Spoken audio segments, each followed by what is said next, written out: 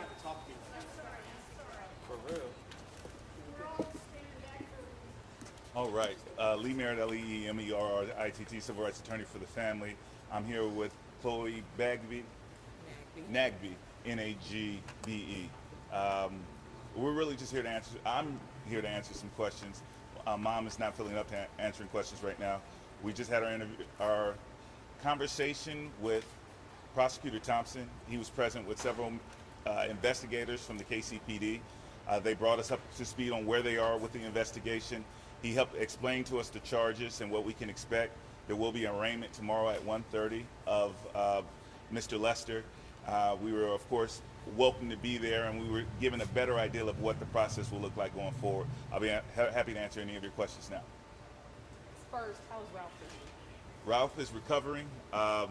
You know, he has his good days, he has his bad days. He suffered such a severe injury that to complain about anything like a headache seems like a bad idea because he had a bullet in his brain on Thursday. After doctors scraped that off his brain, his recovery has been miraculous, but it's still difficult. His recovery, is he expected to make a full recovery? He is expected to make a full recovery. He's not there yet. And, you know, you're dealing with permanent injuries from the cracked skull to the brain tissue loss, etc., to the scarring. But he is expected to make as full of a recovery as those injuries implicate. One question we're trying to figure out, and maybe this has already been answered, was there a shot from inside, and then did Mr. Lester, according to the prosecutor, come outside and then shoot Mr. Yarl? I can say the prosecutor didn't answer that question, and I can only give you the order of shots and how it happened according to the victim himself, Ralph. Ralph says that he was shot through the screen door at point blank range, and when he went to the ground, he was shot a second time. He couldn't identify where the shooter was at that point, but it was after he was on the ground, having suffered the first shot, that he was shot a second time. Is that a different story than what Mr. Lester had said? Not that we know of. Lee, are you calling for attempted murder charges? No, under the Missouri statute, attempted murder charges, number one, it requires additional burden of evidence, but it also will come with a lesser penalty. And so it was a question that we specifically spoke with Mr. Thompson about. We spoke to other prosecutors, and it doesn't seem appropriate in the state of Missouri. Are you satisfied, and is the family satisfied with the charges that were brought? We are satisfied with the charges that are brought as charges. Obviously, we want to see it through to a conviction and appropriate sentencing.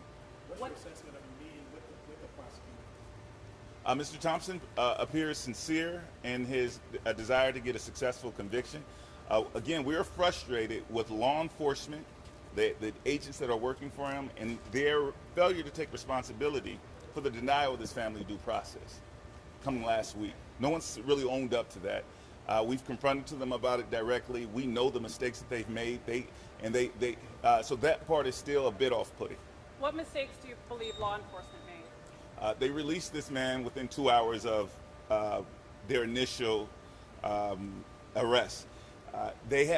In Missouri, they had a 24-hour hold to keep him, and they needed to establish probable cause. Their claim was that they didn't have a statement from the victim, which they then got the following day.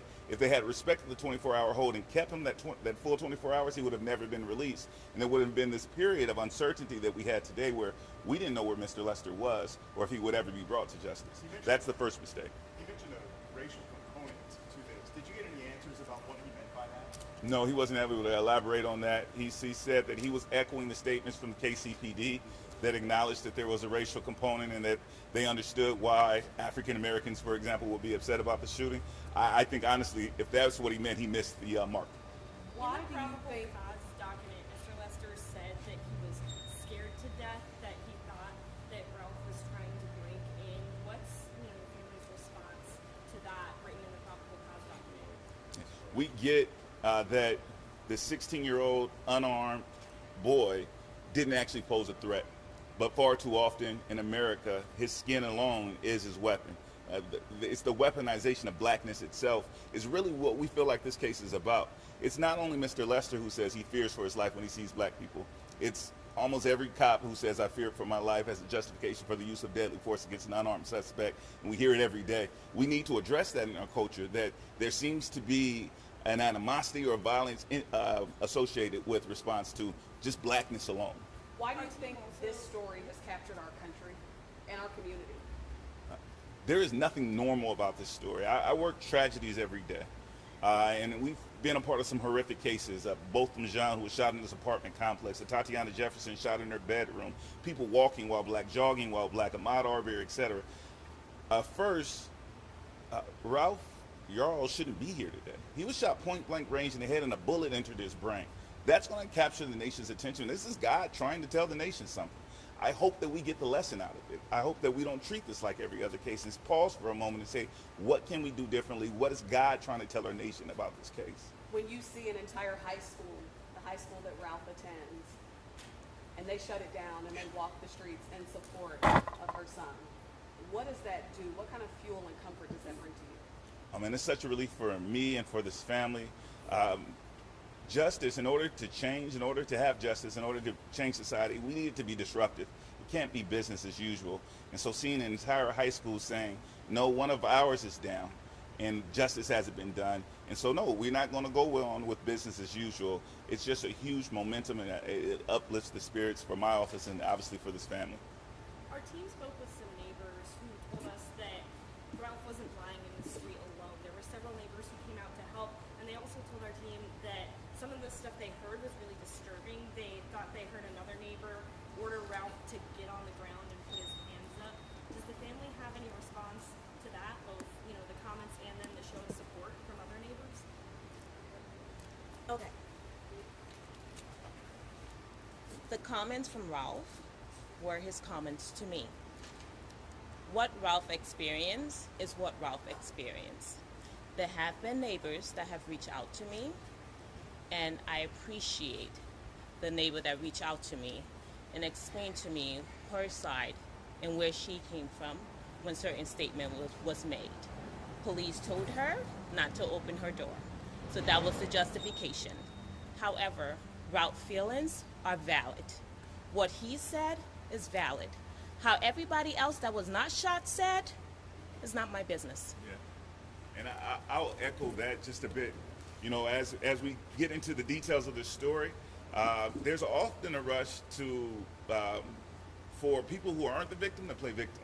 And we've seen this in case over and over again. The community members in that community, they're not the victims, right? If people are saying mean things or marching through their streets because a 16-year-old was shot with no accountability, deal with it, right? Because you are not the victim. That community is not the victim. Ralph is. Okay. What about the neighbors that came to help? Thank you. Thank you. Yeah. That's what we do as humans. We help. When you see a kid on the ground, you help. When you see a child bleeding, calling for help, you show up and you help because you will want that to be done to your kid. What is Thank your you. biggest hope for Ralph as he continues to heal and this case continues to work its way through the judicial system? He sees that there's a lot of love in America. There's a lot of good people. Doesn't matter black, purple, green, white, yellow, it does not matter. There are people filled with love. There are people who loves him that I have never met, that he would never meet, but they're pouring love into him and they're rooting for him. That's what I want for Ralph to remember from this situation. We're getting word that Lester has bonded out. How do you feel about that? $200,000 bond was set. It's not the kind of bond that necessarily will keep someone for a very long time.